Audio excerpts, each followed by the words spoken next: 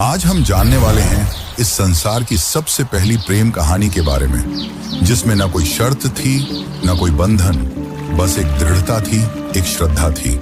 इस कहानी में रंग भी है और दुख का संग भी। ये है शिव और सती की अमर प्रेम कहानी, जिसमें प्रेम है, त्याग है और अंत में एक नई शुरुआत है। तो आइए जानते हैं इस महान प्रेम कथा को, सती कथा को। सती!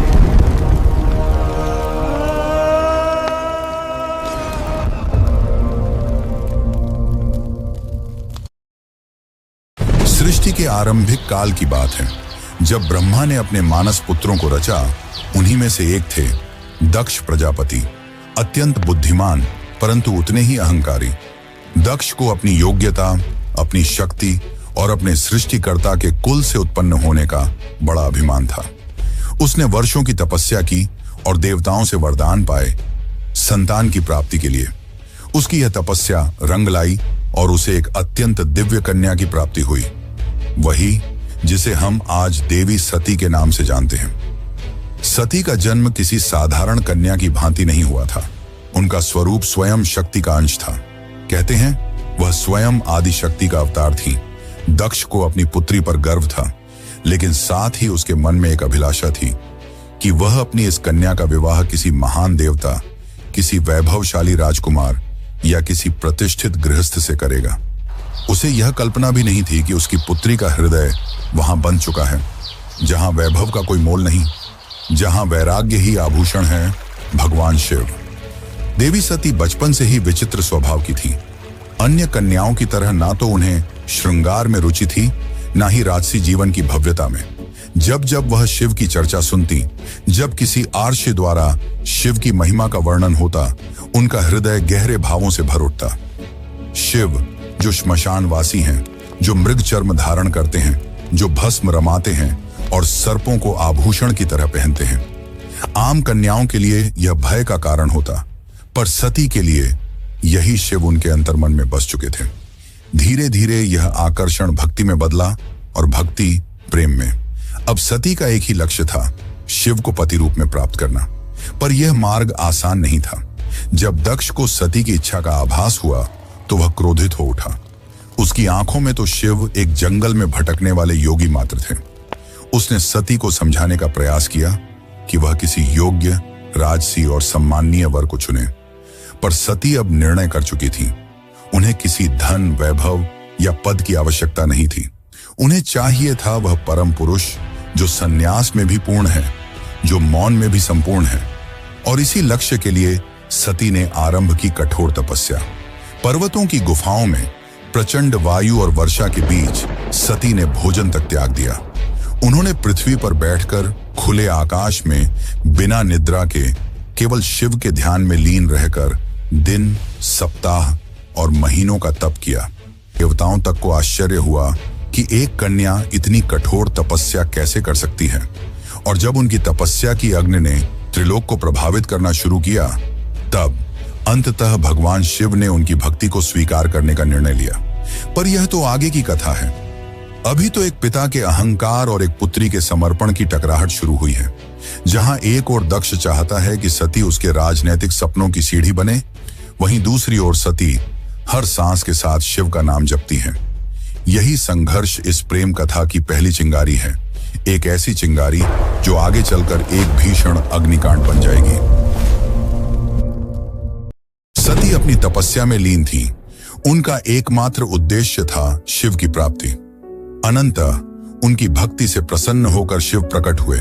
शिव मुस्कुराए और एक क्षण में वह उस तपस्विनी के समक्ष प्रकट हो गए। जैसे ही सती ने अपनी आंखें खोली, उनके सम्मुख खड़े थे वही जिनके लिए उन्होंने सब कुछ त्याग दिया था।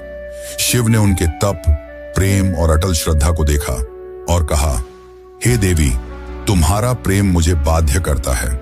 आज मैं तुम्हें अर्धांगिनी के रूप में स्वीकार करता हूं। इस वचन के साथ पूरे ब्रह्मांड में आनंद की लहर दौड़ गई। देवताओं ने पुष्प वर्षा की और फिर आया वह शुभ दिन जिसका साक्षी स्वयं ब्रह्मा, विष्णु और सारे लोग हुए। शिव और सती का दिव्य विवाह। शिव बारात लेकर स्वयं कैलाश से निकले, पर यह कोई साधारण बारात नहीं थी। इसमें भूत, प्रेत, पिशाच, नाग, सिद्ध, योगी, अर्षि, देवता सब सम्मिलित थे। शिव की सवारी नंदी थी, शरीर पर भस्म, जटा से गंगा, गले में नाग। यह स्वरूप देख सभी स्त्रियां भयभीत हो उठी, पर सती के चेहरे पर गर्व था। उन्हें अपने शिव पर गर्व था। वैभव नहीं, सत्य का स्वरूप थे वह। विवाह का आयोजन राजसी नहीं था, पर दिव्यता से भरा हुआ था। स्वयं ब्रह्मा ने मंत्रोच्चारण किया, विष्णु ने कन्यादान किया और समस्त लोगों ने इस मिलन का स्वागत किया। यह केवल दो आत्माओं का नहीं, सृष्टि के दो मूल तत्वों शिव और शक्ति का मिलन था। लेकिन इस भव्य विवाह में एक स्थान रिक्त रहा। सती के पिता दक्ष प्रजापति, वह नहीं आए, ना ही कोई संदेश भेजा, ना ही कोई आशीर्वाद, क्योंकि उनके लिए यह विवाह एक अपमान था, एक चुनौती उनके अभिमान को। उनके अनुसार यह मिलन योग्य नहीं था। और यहीं से प्रारंभ हुआ उस अग्निकथा का बीज, जो आगे चलकर पूरे यज्ञ को जला देगा। समय धीरे धीरे बीतता है। कैलाश पर्वत पर प्रकृति की गोद में शिव और सती अपना वैवाहिक जीवन शांतिपूर्वक और आनंद से व्यतीत कर रहे हैं। कैलाश की गुफाएं, मंदाकिनी की कलकल धारा और बर्फीली हवाएं सब साक्षी थीं उस दिव्य प्रेम की, जो समय और शब्दों से परे था। लेकिन इसी बीच एक और स्थान पर कुछ और ही चल रहा था, राजा दक्ष के मन में। सती के शिव से विवाह को वह अभी तक स्वीकार नहीं कर पाया था। हर बार जब कोई शिव की महिमा का गुणगान करता, दक्ष की भौहें तन जाती। उसे लगता कि शिव ने उसकी पुत्री को अपनी योग्यता से नहीं, किसी छल से प्राप्त किया है। वह अपनी सत्ता, अपना रुतबा, अपनी श्रेष्ठता सिद्ध करना चाहता था, और उसी घमंड ने उसे एक विशाल यज्ञ के आयोजन की प्रेरणा दी। दक्ष ने यज्ञ का आयोजन बड़ी धूमधाम से किया। ऐसा यज्ञ जिसमें समस्त देवताओं, ऋषियों, सिद्धों और लोकपालों को निमंत्रण भेजा गया। ब्रह्मा से लेकर इंद्र तक हर कोई आमंत्रित था, परंतु एक नाम उसमें अनुपस्थित था, महादेव शिव का। यह कोई भूल नहीं थी, यह था दक्ष का जानबूझकर किया गया निर्णय। उसने शिव को निमंत्रण नहीं भेजा, क्योंकि उसका अहंकार उसे यह स्वीकार नहीं करने देता था कि उसकी पुत्री ने उस योगी से विवाह कर लिया, जो ना कोई राज्य रखता है, ना कोई वस्त्र, और जो श्मशान का वासी है। दक्ष को लगता था कि शिव को यज्ञ में आमंत्रित करना उसके सम्मान के विरुद्ध होगा। जब यज्ञ की तैयारियां चल रही थीं, उसी समय सती ने इस आयोजन की बात सुनी। किसी ने उनसे कहा, माता, आपके पिता दक्ष ने एक महान यज्ञ का आयोजन किया है, जिसमें सारे देव, ऋषि और ज्ञानी आमंत्रित हैं। वह तो आज पूरे ब्रह्मांड का ध्यान खींच रहा है। यह सुनकर सती का हृदय कांप उठा। उन्हें विश्वास नहीं हुआ कि उनके पिता इतना बड़ा आयोजन कर रहे हैं और उन्हें कोई सूचना नहीं मिली। कुछ समय तक वे चुप रहीं, शायद आशा में कि कोई दूत आएगा, कोई संदेश मिलेगा। लेकिन जब स्पष्ट हो गया कि शिव और उन्हें जानबूझकर न बुलाया गया है, तब उनके भीतर कुछ टूट सा गया। एक ओर पुत्री का धर्म उन्हें पिता के यज्ञ में खींच रहा था, तो दूसरी ओर पत्नी का धर्म उन्हें शिव की मर्यादा का ध्यान रखने को कह रहा था। अंततः सती ने शिव से निवेदन किया, स्वामी, मैं उस यज्ञ में जाना चाहती हूं। शायद यह कोई भूल हो और मेरा जाना उस विघटन को रोक सके। शिव ने सती की ओर गहरी दृष्टि से देखा। वह जानते थे कि यह आमंत्रण विहीन आयोजन एक साधारण यज्ञ नहीं है। उन्होंने शांत स्वर में सती से कहा, हे प्रिय, जहां सम्मान न हो वहां स्वाभिमान को ले जाना व्यर्थ है, और मैं नहीं चाहता कि तुम उस यज्ञ में जाओ जो केवल क्रोध और घमंड से जल रही है। परंतु सती व्याकुल थी। उनके भीतर एक द्वंद्व चल रहा था, पिता और पति के बीच। उन्होंने पुनः प्रार्थना की, प्रभु, मैं केवल एक पुत्री के रूप में वहां जाना चाहती हूं। मैं पिता से बात करूंगी, शायद वह बदल जाए, शायद उनके मन का विष उतर जाए। शिव ने इस बार उन्होंने अनुमति दे दी। सती ने कैलाश से विदा ली, अकेले, बिना किसी दूत या सम्मान के। वह एक बेटी थी जो अपने पिता से स्नेह की अपेक्षा लेकर जा रही थी, लेकिन उन्हें झांत नहीं था कि उस यज्ञ में उनका स्वागत नहीं, अपमान प्रतीक्षा कर रहा है।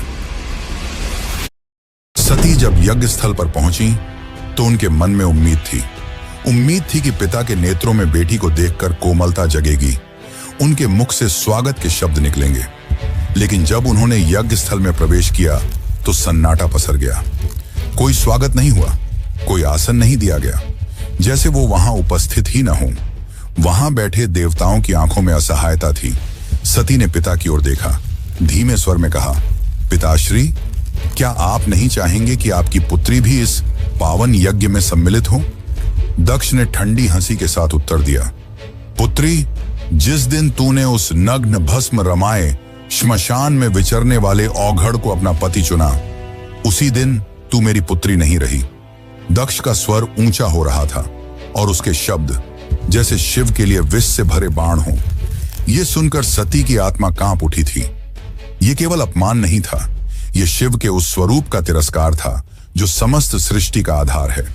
वे उठी, सभा की ओर देखा और बोली, तुम सब यहां धर्म की बात करने आए हो, यज्ञ की बात करते हो, पर जिस शिव के बिना कोई यज्ञ संपन्न ही नहीं हो सकता, उसी शिव का तुम अपमान करते हो। फिर उन्होंने आगे कहा, जिसे तुम औघड़ कहते हो वही काल का भी काल है। जिसे तुम श्मशानवासी कहकर हंसते हो वही मृत्यु से परे है, और जिसे तुम भस्मधारी कहते हो वही भस्म से मोह को जलाता है। उनकी आंखों में आंसू थे, लेकिन स्वर तेज था, ऐसा तेज कि स्वयं देवता भी सिर झुका लें। सभा स्तब्ध थी, कोई उत्तर नहीं दे सका, लेकिन सती का हृदय अब टूट चुका था। उन्होंने कहा, जिस शरीर ने आज मेरे प्रभु का अपमान सुना है, वह शरीर अब इस संसार के योग्य नहीं। और वे सीधे यज्ञ कुंड की ओर बढ़ी। वहां उपस्थित देवता उन्हें रोकना चाहते थे, पर सती अब कोई नारी नहीं थी, वह साक्षात अग्नि बन चुकी थी। उन्होंने अपने नेत्र बंद किए, शिव का स्मरण किया और अग्नि में कूद गईं। उनके चेहरे पर भय नहीं था, बल्कि एक शांति थी, एक समर्पण था जो पूरे यज्ञ मंडप को झकझोर गई। अब इस यज्ञ की अग्नि से वो तूफान उठने वाला था जो पूरे को तबाह कर सकता था। तो चलिए अब जानते हैं आगे की कथा। लेकिन उससे पहले अगर आपको वीडियो अच्छी लग रही है तो वीडियो को लाइक जरूर करें और कमेंट में लिखें, हर हर महादेव। कैलाश पर शांति थी, पर वह शांति तूफान से पहले की थी। जब भगवान शिव को यह ज्ञात हुआ कि उनकी अर्धांगिनी अग्नि में समर्पित हो गई, तो उनके हृदय में तूफान उमड़ पड़ा। आंखों में वेदना, मन में शून्यता और आत्मा में आग। ये वो शिव थे जिनका क्रोध ही प्रलय कहलाता है। शिव अपनी समाधि से उठे, उनकी जटाएं लहराईं, नेत्र रक्तिम हो उठे और सारा ब्रह्मांड कांप उठा। फिर अपने दोनों हाथों से अपनी जटाएं पकड़ी और उन्हें पृथ्वी पर पटक दिया। उसी क्षण पृथ्वी फटी और उस क्रोध की ज्वाला से प्रकट हुआ एक रूप, भयंकर, तेजस्वी और अजेय, वीरभद्र। वीरभद्र कोई सामान्य योद्धा नहीं था, वह शिव के विकराल रूप का अंश था। उसका शरीर अग्नि सा दीप्यमान था, आंखों में प्रतिशोध की ज्वाला, हाथ में तलवार। उसका प्रकट होना सृष्टि के संतुलन को डगमगाने लगा था। वीरभद्र प्रचंड गति से दक्ष के यज्ञ की ओर बढ़ चला। जिस दिशा में वह चलता, धरती कांपती, आकाश बदलता और देवताओं के हृदय कांप उठते। जैसे ही वीरभद्र यज्ञ स्थल पर पहुंचा, आकाश में अंधकार छा गया और वीरभद्र प्रकट हो चुका था। उसकी उपस्थिति मात्र से यज्ञ की अग्नि थर्रा उठी। वह बिना रुके आगे बढ़ा। पहले यज्ञ वेदी को तोड़ा, फिर वेद पाठ करने वाले ब्राह्मणों को हटाया। उसकी आंखों में एक ही लक्ष्य था, दक्ष। वीरभद्र के सामने कोई नहीं टिक सका। वह अकेला था, परंतु अजेय। उसके प्रत्येक प्रहार में शिव का शाप था और हर गर्जना में सती का विलाप। अंततः वह दक्ष के सामने पहुंचा। दक्ष अब भी अपने अभिमान में डूबा था। वह चिल्लाया, मैं यज्ञ करता हूं, मुझे कोई छू नहीं सकता। वीरभद्र ने उसकी आंखों में देखा और कहा, तू पिता कहलाने योग्य नहीं। आज तुझे उसी अग्नि में भस्म करूंगा जिसमें तूने धर्म का मजाक उड़ाया। और एक ही झटके में वीरभद्र ने अपनी तलवार से दक्ष का सिर धड़ से अलग कर दिया। पूरी सभा में सन्नाटा छा गया। देवता स्तब्ध रह गए। यज्ञ की अग्नि बुझ गई और पृथ्वी पर सिर्फ राख रह गई। वो राख जो अहंकार, अधर्म और अपमान की अंतिम परिणति थी। वीरभद्र शिव की आज्ञा पूरी कर चुका था, पर यह कहानी यही नहीं रुकती। अब आएगा वो क्षण जब शिव स्वयं यज्ञ स्थल पर पहुंचेंगे, सती के शव को उठाएंगे और सृष्टि में संतुलन डगमगाएगा। जब महादेव यज्ञ स्थल पर पहुंचे, उन्होंने सती के जले हुए शरीर को देखा।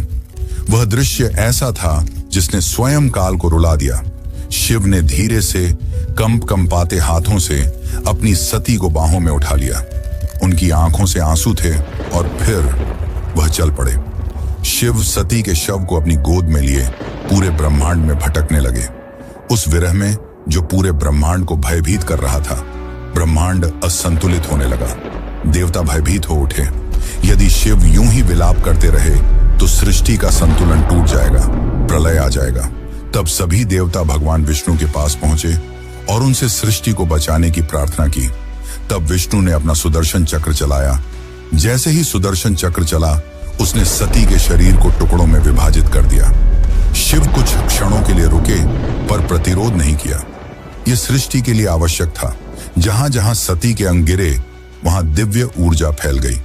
पृथ्वी के वे स्थान शक्ति से भर उठे और वहीं बने शक्तिपीठ। ये कोई सामान्य स्थल नहीं थे। ये उस अमर प्रेम की गवाही थे जो शिव और सती के बीच था। ये थे वे स्थान जहां स्त्री, शक्ति, प्रेम, बलिदान और भक्ति सब कुछ एक साथ साकार हुए। कुछ स्थानों पर सती की आंखें गिरीं, कहीं उनका हृदय, कहीं उनके केश, तो कहीं उनके चरण, और हर स्थान एक केंद्र बन गया मां शक्ति का, जो हर रूप में पूजनीय हुई। कभी दुर्गा, कभी भैरवी, कभी भवानी। यही वे स्थान हैं जिन्हें आज हम कामाख्या, वैष्णो, ज्वाला, हिंगलाज और तारापीठ जैसे नामों से जानते हैं। इस प्रकार सती के वियोग से जन्मे ये शक्तिपीठ न केवल देवी के अंग हैं, ये उस प्रेम की शाश्वत उपस्थिति है जो आत्मा से आत्मा तक जुड़ता है। शिव अंततः हिमालय लौटे, पर अब वह ध्यान मग्न हो गए। वर्षों तक एक चट्टान की भांति बैठ गए, समाधि में डूबे। ना शब्द, ना गति, ना भावना, बस मौन और सती की स्मृति। काल की धारा आगे बढ़ती है, युग बदल जाते हैं, पर कुछ कहानियां समय की सीमाओं से परे होती हैं, और सती की कथा उन्हीं में से एक है। वह प्रेम जो अग्नि में तपकर शुद्ध हुआ था, वह विरह जो तांडव बन गया था। उस अधूरी यात्रा को अब पूर्ण होना था, पर यह कहानी यहां समाप्त नहीं होती। प्रेम का सफर यहीं पर रुकने वाला नहीं था। जहां अग्नि ने प्रेम का रंग दिखाया था, वहीं से एक नई दास्तान का पैगाम आने वाला था। सती के बलिदान से जो प्रेम जला था, वही आग पार्वती के रूप में फिर फलने वाला था। यह अंत नहीं, यह शुरुआत है। शुरुआत है एक अमर, अनसुनी और अनोखी प्रेम कहानी की। यह शुरुआत है शिव और पार्वती की। यह शुरुआत है एक नए युग की।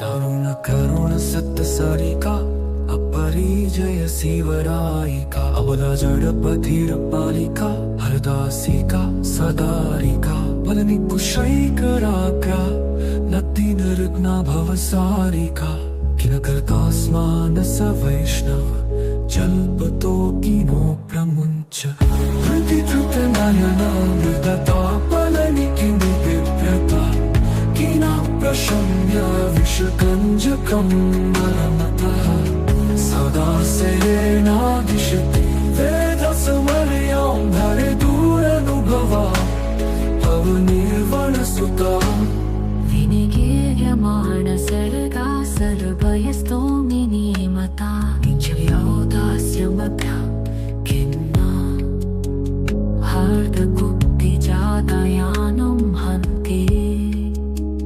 त्रच्छ्रुतिबद्धप्रजल्पं क्रुद्धा खगे दुरनुभवा भवनिर्वणसुता हृदि धृतनयनमृदता बलनि किं बिभ्रतः किन प्रशम्य विषकञ्जकं धर्मतः सदा सेनादिशति वेदसमर्यां धरे दुरनुभवा भवनिर्वणसुता